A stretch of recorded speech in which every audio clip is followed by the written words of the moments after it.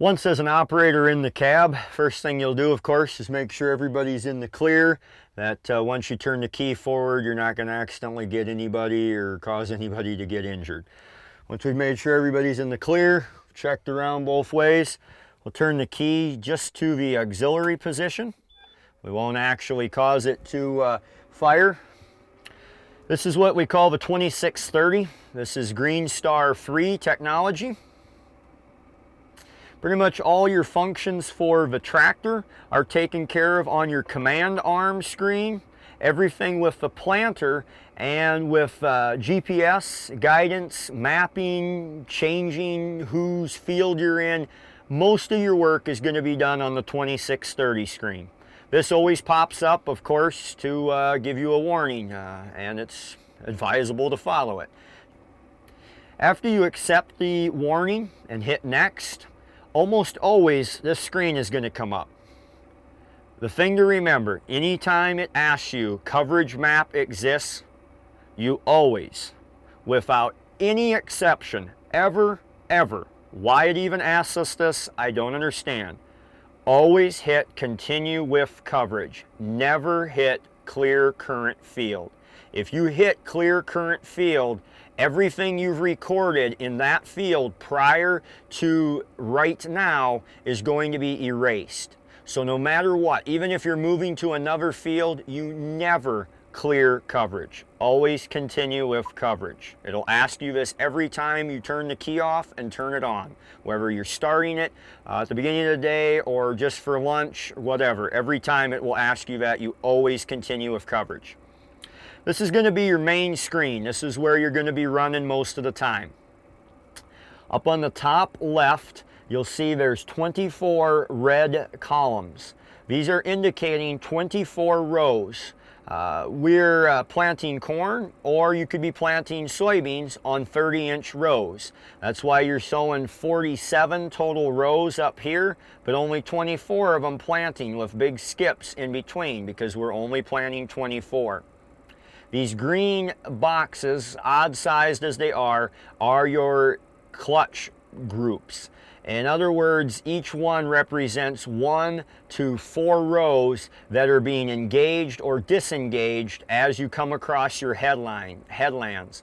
So with section control, that automatically turns off each of these individual sections to make sure that you don't have too much of a overlap on your point rows and your cross ends, but yet you have adequate coverage when you start and drop it into the ground as you're moving forward.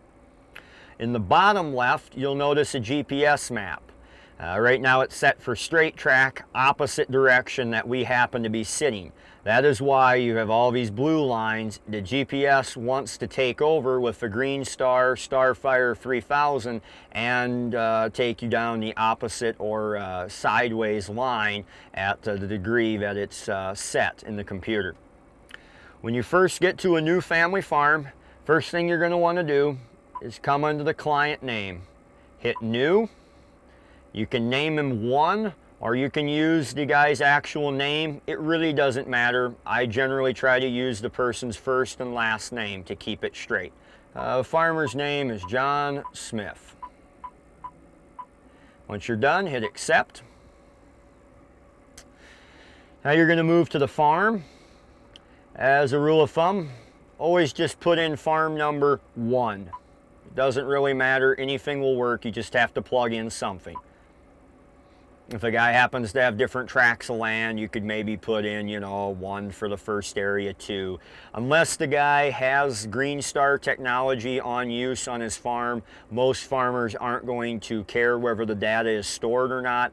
This is only to help us do a professional job and keep track of things while we're working, not long-term over the course of the entire growing season like a guy would if he has Green Star on his entire farming operation.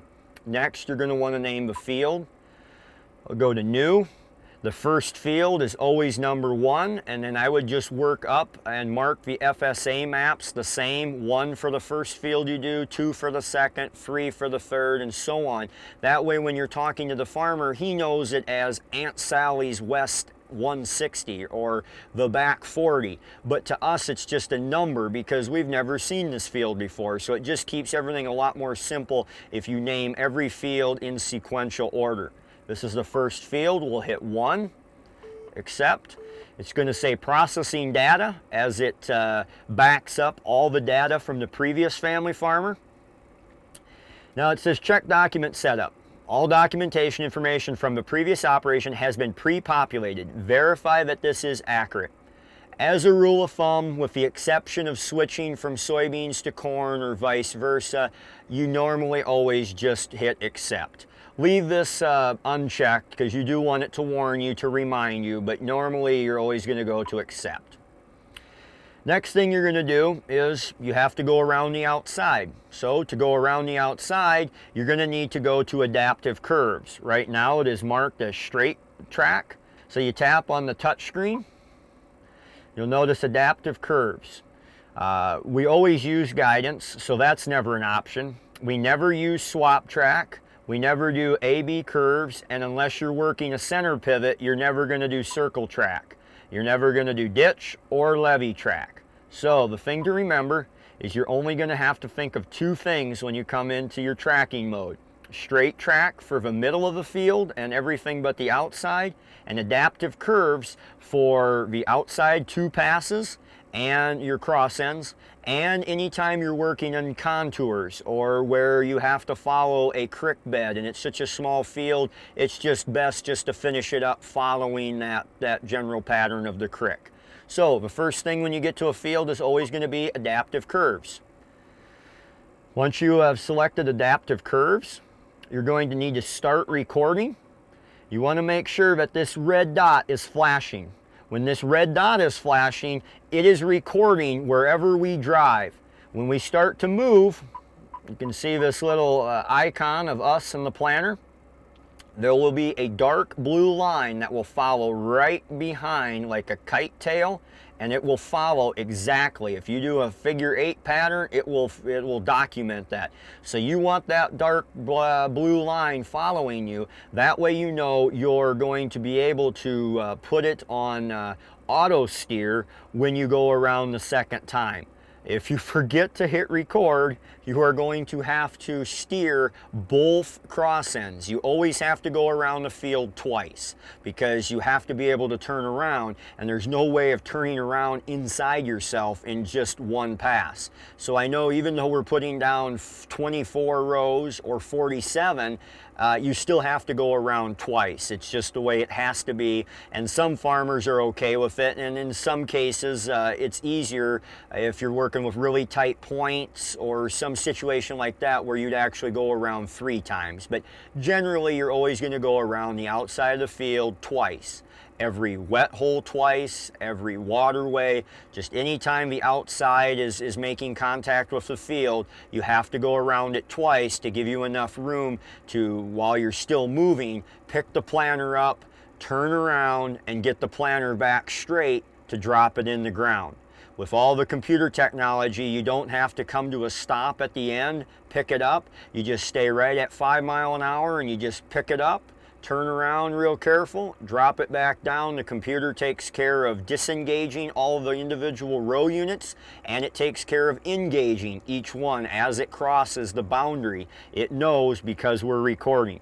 The last step after selecting adaptive curves, making sure the record is flashing, it's on. A way to double check that this is working, it's, obviously you can see whether it's flashing or not, but you notice while it's flashing, I can't change any of these fields. They're blurred out. As soon as I stop, I can. So out of the corner of your eye, if you're going through the field and you can see that these are clear, you know you're not recording, and you better hit it or you're going to have to drive the second time all the way around. For that same reason that all of us are human and we forget to hit the record button, I recommend highly every time you go around the field the first time, you're going to usually go around the field on the right side. The reason being is your 2630 screen, your command arm screen, your speed and f-stop indicator are all right here on the right side. So it just makes sense as you're going through the field that you would look off to your right. So as a rule of thumb, always work the field from the right side. So you come into a field, you want the crick or the fence or the guy's tree line to be off to your right. That way, all your controls are right here. So when you have to do anything, push a button, you're not trying to transition from this side over to this side. Just everything naturally flows. So you always try to keep the right side closest to whatever you're going around. That will mean that your left marker needs to go down. Sometimes it works in auto, other times it needs to be in manual. To get your marker to work, you have to be in plant. Clutch needs to be in the middle, manual, and then you select the left marker. With left selected by the light, so now right selected, you're going to want to select left because you're going around the field on the right side, so you want the left marker deployed. Once you're on left, you'll go to SCV number 2 and you will hold it down. That will cause the marker to come up in the air and go down. To return the marker to the stowed position, hold SCV 2 in the up position. Pull it towards you. That will pull the marker towards you and return the marker back to its cradle. So you want to fully deploy the marker on the left side when you're going around the field. The thing to remember is when you get to where you need to stop and back up, you want to make sure that you pull number 2, the marker, up out of the ground. It's not very good for the marker if you're trying to back around and turn around with the marker in the ground. If you don't hit anything, everything goes just right, it'll probably hang together, but it's a lot of wear and tear on it. So try to get in the habit every time you're going to be turning around or you're going to be backing into a corner, in the square corner, to make sure you pick up your marker and have it back in the cradle before you turn around. Now we're ready to go. So we've got our marker out, we're along the right side of the field. We take SCV number 1 and we push it forward and then we click it into the detent position. Again, we're going to make sure everybody's in the clear, nobody's around, nobody's going to get hurt if we put it in the ground. Everybody's safe. We'll take number 2, we'll click it down. Now that engages the planter. So you take number 1 and detent it by clicking it once. You click it and it stays. You'll notice that it's in continuous. This here is SCV number 1, 2, 3, and 4. Number 1 is continuous, and you can see that black line right there. See, now I'll turn it off. See how the black line disappears? When I click it, the black line is here at full service and continuous. So it's continually putting down pressure, and it is engaging the CCS fan to bring product from the big tanks to each of the mini hoppers. Now we're ready to go. The last thing you'll want to do is turn your steering on. It's not going to work when you first go around the outside, but that way you're ready when you go around your second or third pass. Steering's on already, so once you get going, you go all the way around the field. You remember to pick your marker up at the ends, you back into your corners, or if you can, just make a nice sweeping curve and just continue around the corner. The thing to remember when you're going around the outside the first time, you don't want to get yourself into too tight of a corner. Obviously, if you get too tight, you may stick the right side of the planter into the fence or into a power line pole, but also you don't want to turn so tight that you actually cause the left side of the planter to back up. You think of it, it's 60 feet wide, and so when the outside's spinning, you know, way fast, the inside has a tendency to actually stop or could go backwards. If it stops, you're fine, but if it starts to go backwards, that can cause a problem, and you'll end up pressing dirt into your seed tube, and you'll plug your seed tube, and you'll plug your liquid fertilizer or insecticide tube. You only have to do that once or twice and clean it out before you remember to never let the inside wheels go backwards. They can stand still, but just don't turn so sharp that they go backwards. The same thing, of course, when you come to a stop. You click number 1 up, pulls it up out of the ground. Make sure it's all the way out of the ground before you start backing up. Again, you'll only do it one time, and after cleaning out 24 or 47 seed tubes, you'll never forget to take the planter out of the ground before you back up. You won't wreck anything per se if you do it just a little bit. If you do it quite a while, yeah, you would. But for just a bit, all you're going to do is plug the tubes. But it's a lot of work to clean all those tubes. Now you've gone around the field all the way one time. Now you're ready to go around the second time. Once you go around the second time, you're going to have a little blue line that's going to turn white right where you're at. And once it turns white, you're locked on, or the computer knows where it needs to be. So then you hit the auto resume button. The auto resume button is right here. It has auto with a steering wheel. So all you do is click it. When you click it, it will beep and it will engage, and it will allow you to track on your previous track just 60 feet over, and now it will follow every move you make. Now, if you come to a really sharp curve, you have to be careful because it will try to make that sharp curve. Even though it's impossible to make it, it will try to follow exactly what you did last time. So you need to be paying attention. When it beeps at you and tells you sharp curve ahead, take it serious and be ready to grab the wheel. So you want to be going along, and it's locked on the line, let's say, and we're going around the second time. As soon as it beeps at you and it says sharp curve, you watch your screen, it'll show a real sharp curve coming up. So you kind of take your hand like this, just ready to grab the wheel. As soon as you feel the auto steer take over and it starts to grab the wheel a little bit, just jerk the wheel like this, just about an inch both ways. That will knock auto steer off, and then you can steer the curve the way that it can actually handle by easing it through and not trying to turn so sharp.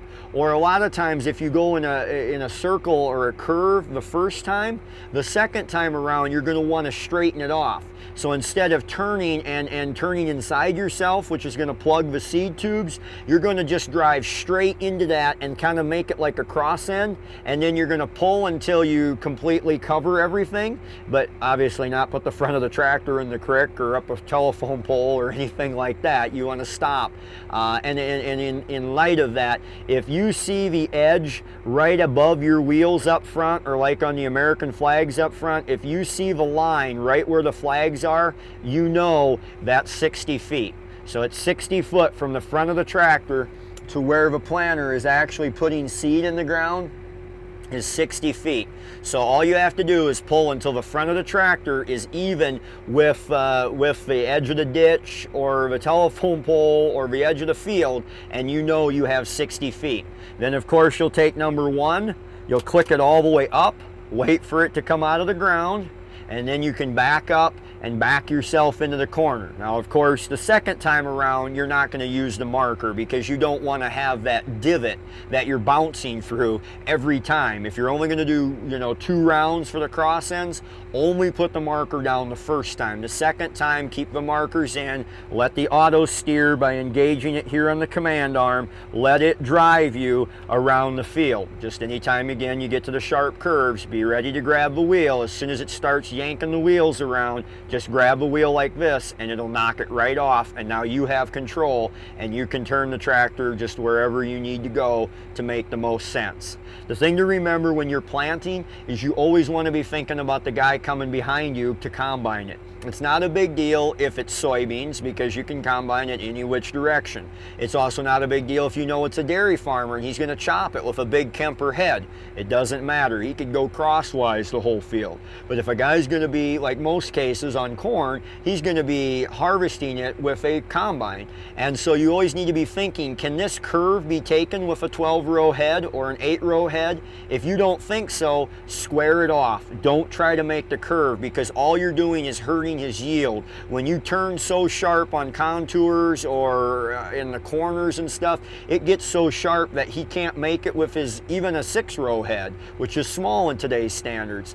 Then you're not doing him a service. Just straighten it off and make it into a cross end, because it's much better to use those 30-inch rows and go straight with them than to go across, because you're always going to be knocking some ears off with the snoots. So just keep in the back of your mind whenever you're planting corn that you figure is going to be combined, you want to make sure you're thinking ahead. That goes also for not planting too close to the fence. What do you gain him if you rip his snoot off when he's combining it because he's following that row and you're planting right next to the fence or right next to the telephone pole or right next to a big river, and he ends up, you know, collapsing the bank and sliding into the river. So the idea is, think about the guy who's combining and try to, you know, think about how his weight and his size and his snoots are going to be affected by how you plant the crop. Once you've completed your field, you're down to the end, it's best practice to leave the machine unfolded until you reach the driveway. That way you reduce your compaction on the field. Once you reach the driveway, I'm going to walk you through the transition steps to change your field and to fold the planter up and get ready to go to the next field. All right, first off, when you get to the edge of the field, you're ready to fold up and move to the next field. You'll want to take your hydraulic or SCV number 3 and detent it all the way down into the float position, which is down and back, kind of like you're pulling your finger back in. You can notice it's now in the float position. Take number 4 hydraulic or SCV and roll it forward, push it forward, and slide it back. Now they're both in float. They will stay in place. If you press on them and they return back to the neutral detent, you have not fully pressed the button down to engage floats, and they need to be tucked down nice and low and back in, and now they're in float. Now you're ready to go down the road without having the vacuum fans on. The next step is to fold up and transport to the next field.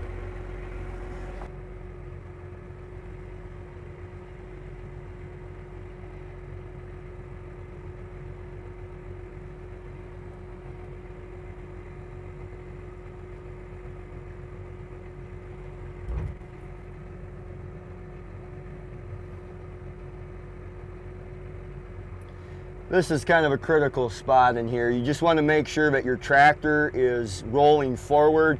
You just want to make sure that you're not putting too much pressure on your wing walking tandems, that they're kind of staying in a gentle curve pattern, and the tractor is indeed rolling forward. Here's where you stop when one wing is almost in contact with the triangular portion of the wing hanger. Now you'll transition to the tongue lift, and you'll raise the tongue lift up until it's just shy of making contact with the triangle. About right there is about perfect, maybe just a touch more.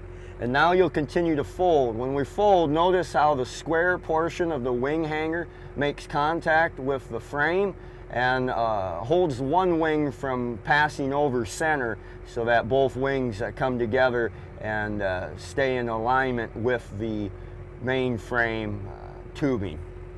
Now once they're fully together, both wings are nestled in each other on the hangers. Now we will take the tongue lift and we'll raise it all the way up to the fully raised position.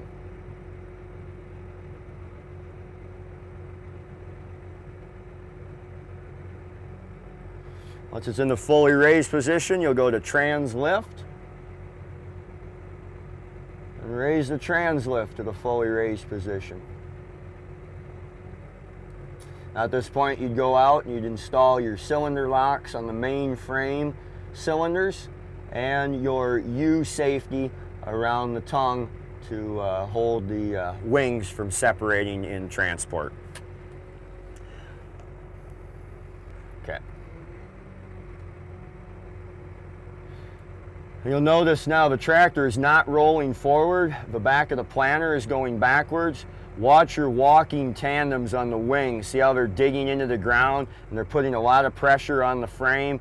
You want to avoid this at all costs by making sure your tractor is in the neutral position, and then the tractor will start to roll forward. This will take all the pressure off of your walking tandems on the wings. This is what your wing wheels should look like as they're rolling in together. They should not be pushing any dirt. They should be rolling smoothly while your tractor is rolling forward.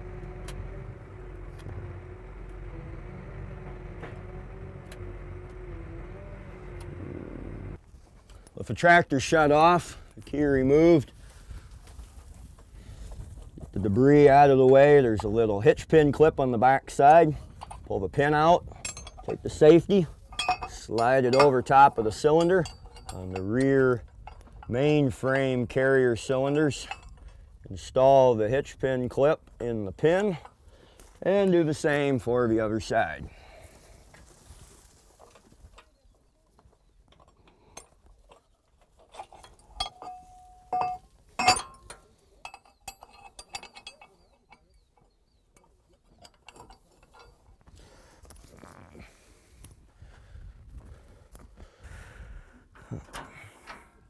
This is the stowed position for your center safety to hold the wings together.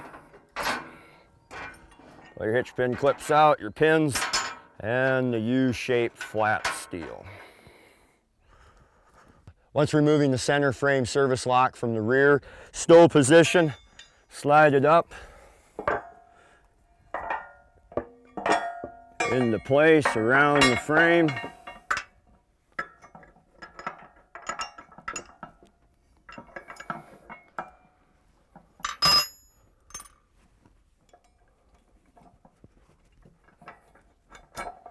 Install the hitch pin clip.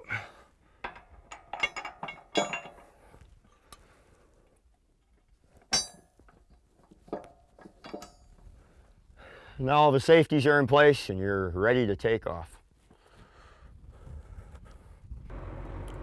After installing transport wheel locks and the center frame service lock, return back to the cab, restart the tractor, and now you're ready to tuck in your wing walking tandems. You'll notice how low, especially the wing there on the left is, that wheel is really close to the ground. So we want to tuck that wheel up a little so we give ourselves a little more ground clearance. Now with SCV number 1, hydraulic number 1, we're going to be pushing forward with the black box on plant, and we're going to tuck them wheels in. You just tuck them in until they stop. The pressure comes on the back on those safety cylinder locks, and that's as far as it'll pull up, but at least gives you a couple more inches of clearance. You'll notice here it's about 3-4 extra inches of clearance. So just make sure they're all the way pulled up as if you were lowering the planter into the ground, because you're lowering it until it makes contact with the rear cylinder safeties. You are now ready to transport and head on to the next family farm or the next field. After completing the fold process, final step is to turn on your flasher right on your command arm here. So the triangle turns your flashers on, and the beacon symbol turns on your red beacon or your orange beacon on the top of the cab. Now you're ready to transport to the next family farm or to the next field. Your blinkers for turning left and right are on the steering column. You obviously blink to the right and indicate a left-hand turn. And your lights are located on the other side of the steering wheel here.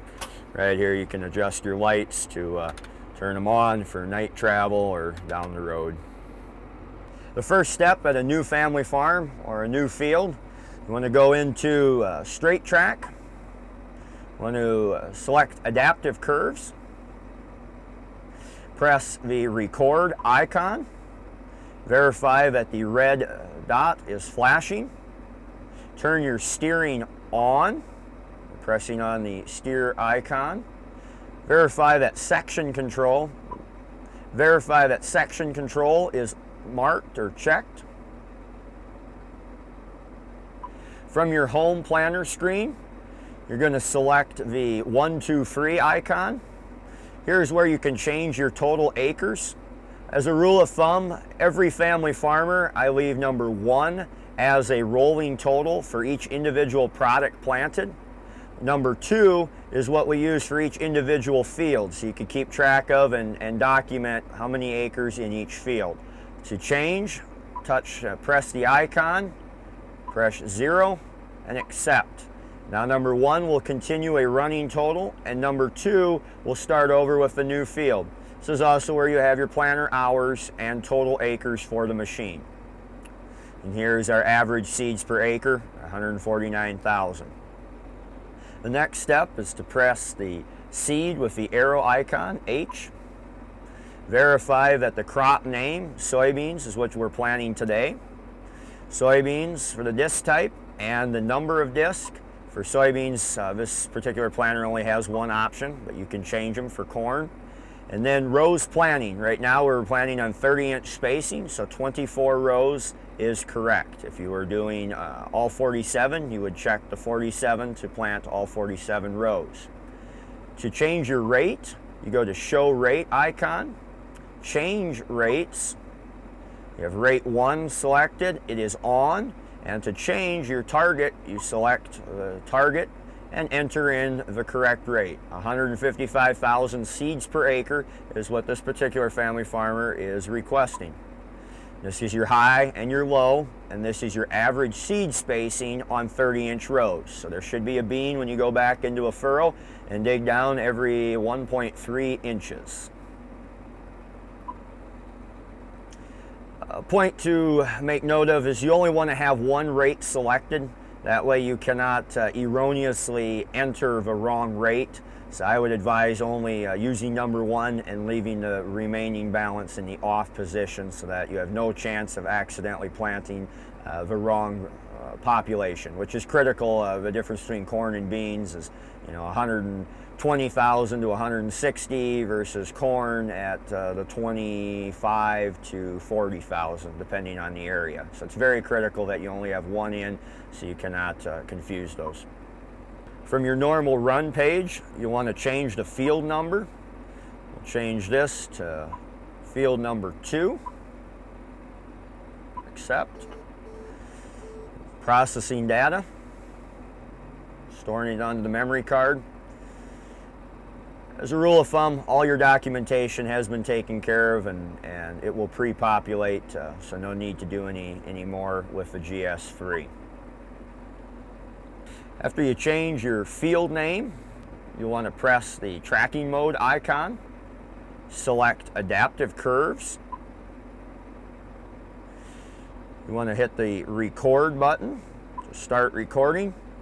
Verify that the red dot is flashing and turn your steering on and verify that section control is checked.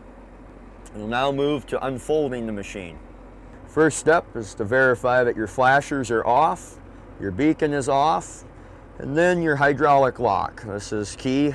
None of the hydraulics will work until you press this soft key. Notice on the command arm screen, it is now unlocked. Verify that the black box is in trans. Press the trans lift button. Take hydraulic number 1, pull it towards you. You will notice that your wing walking tandems are now dropping, so they almost make contact with the ground. Now you're ready to turn the tractor off, and we'll remove our safeties. First, we remove the center lock. Place the safety in the store position.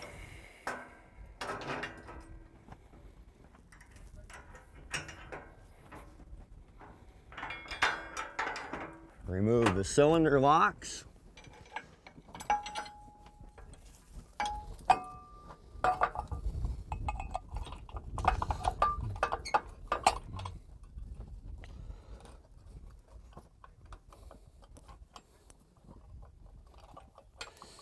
Just verify that it is indeed engaged and it's not just laying loose. It's easy to drive the pin through and not make contact with the pipe in the inside.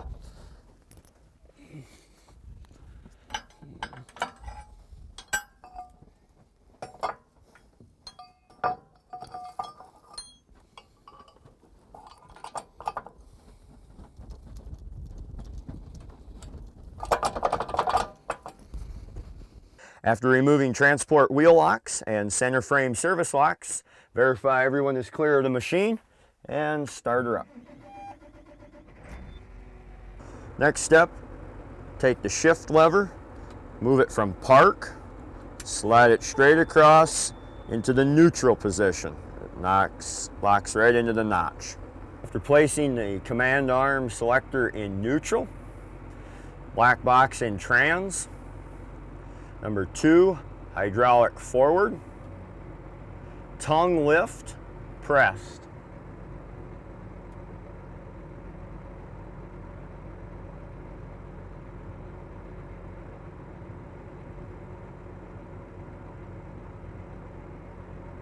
Fully lower tongue lift.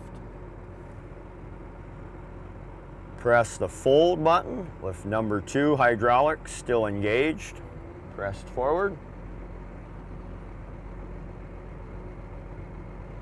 Verify that tractor is rolling backwards. Check to make sure that the tandem walking wheels are rolling in a free circular pattern. They're not digging in and bulldozing dirt. Fold until frame is completely together. Number 2 hydraulic pushed forward. Your trans lift. Now lower the back of the planter, the trans side, so it is completely lowered. The toolbar should be relatively level. The last step in the unfolding process is your tongue latch. This is a very critical step. You want to make sure that the tongue latch is fully engaged so you're not putting undue pressure on your support arms. Press and hold with number 2 until the lock is completely engaged. With the tongue latch securely fastened, you're now ready to plant. Take the transplant switch, rock it over to the plant position. Unfolding is complete.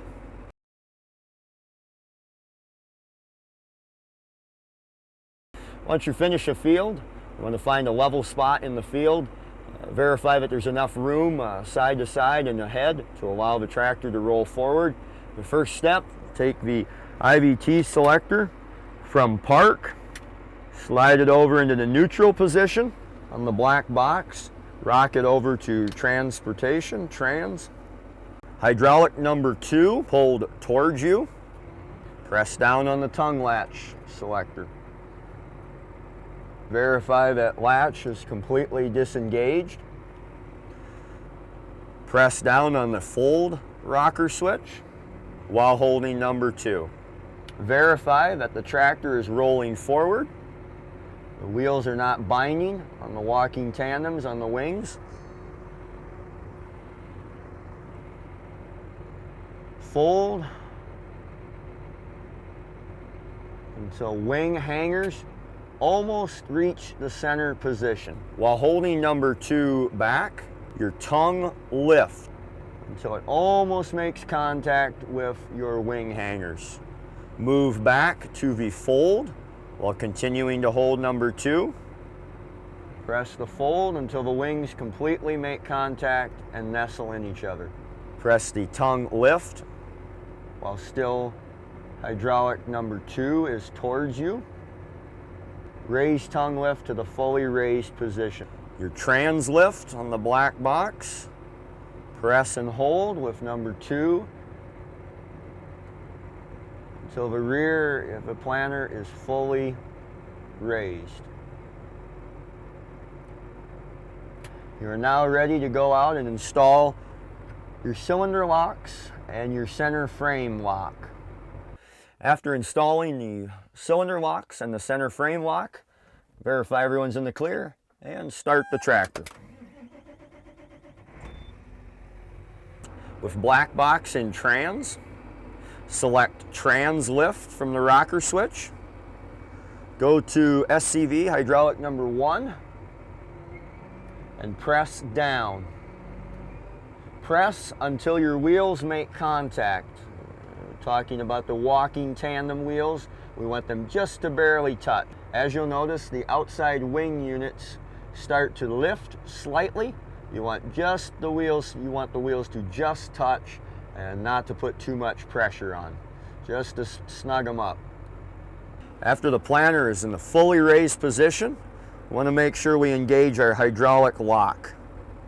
Press and hold for just a second. You'll notice on the command arm screen, the SCVs show in the locked position. You can verify by the locked icon on all 4. To engage your flashers, the red triangle soft key, the icon LED will light up. And for your beacon, press the soft key. For indicating turn, just like your vehicle, that'll indicate a left-hand turn, so handle a right-hand turn. Of course, just like a semi, you will have to return it to the neutral position to cancel the blinker. If it's at night or you want to have some extra lights on a busy road, your light selector is on the right hand of the column. Turn the lights on and off. From your home screen, select the planter. This is the home for the planter. Select the icon G. Right now we are working off of 24. The split rows are checked. So we are planting soybeans on 30-inch row spacing. If we were to plant on 15-inch spacing and use all 47, you uncheck the split row. Notice now how the option for the 24, 30 is removed. In this example, we'll be planting soybeans on 30-inch rows. Verify that the split row check is illuminated. Next is the H icon. Verify that soybean is in the window where you can place corn or soybeans at the top of the page. Disc type is soybeans. This is your individual disc. And rows planting. In this case would be 24. We're planting 24 30-inch rows. To adjust your rate, to change rate, press the Show Rate icon. Take your rate as number 1. Leave all the rest of them off. That way you eliminate any chance of applying the wrong population. To change the rate on number 1, change rate. Verify it's rate 1. It's on. The target, whatever the farmer desires. Enter in the target, in this example, 155,000 seeds per acre. Accept. This should give you an average spacing on 30-inch rows of 1.35 seeds per inch. Press accept. Verify that 1 is the desired population. The remainder are off. Toggle through your home screen until your normal run screen for planting operations. Change tracking mode to straight track. Press Set Track 0. We're just verifying that track spacing is 60 feet. Anytime you are using this planter as a 30-inch 24-row planter, 60 feet will be the track spacing. To adjust, press the icon. Physical width is 60. We have 24 rows on 30 inches. It's obviously 60 feet. If we were planting soybeans on 47 rows for 15-inch spacing, we would change this to 47. Change the second icon, drop box to 47. Row width would reduce to 15. And your physical width is 58.750. That is reducing the width of our planter by 15 inches on both sides. That way you reduce your check row down to 15-inch instead of 30, or on your edge.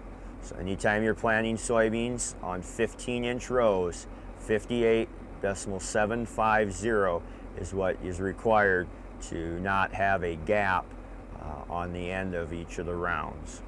Under track spacing, verify implement width in rows is 47, track spacing in rows 47, row width is 15 inches, and the physical width for accurate side-to-side pass 15-inch spacing is 58.750.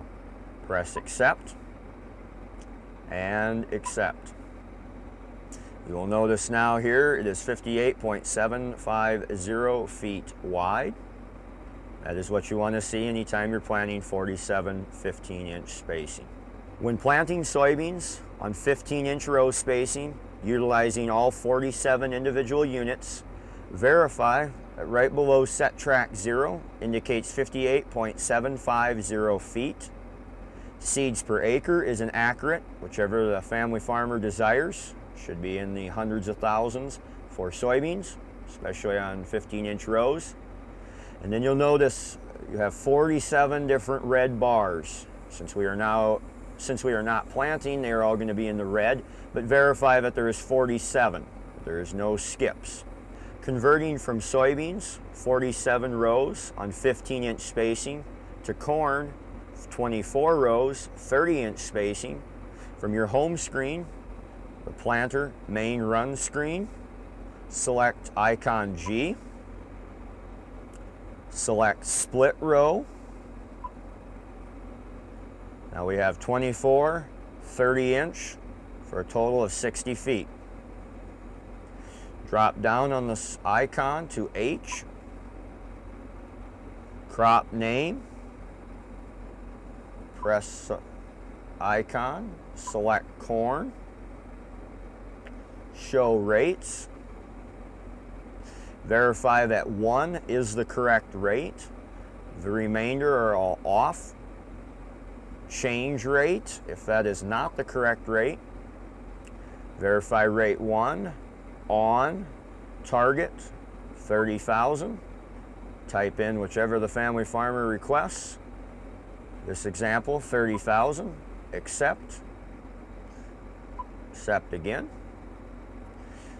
You want to uncheck 47 rows, select 24, verify that the disc is a corn type and that you have the correct, which is Pro Max 40 for your seed meter disc. Toggle into home.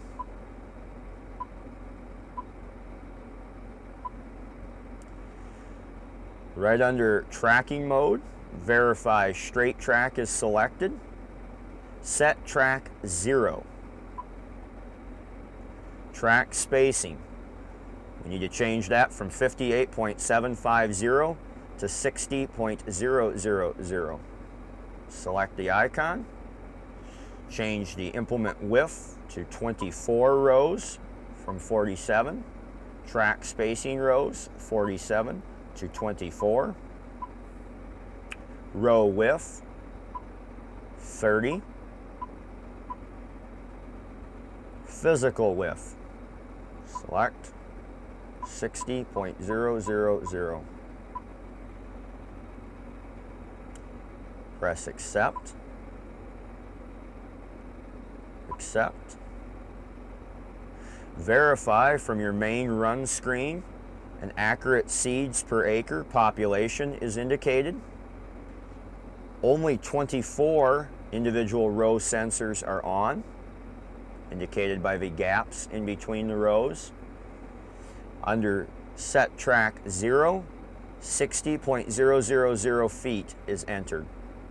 You are now ready to plant corn as far as things are concerned on the 2630. You obviously have to change out all the discs, the brushes, knockouts to scrapers, and replace plugs and rehang the inner plant units.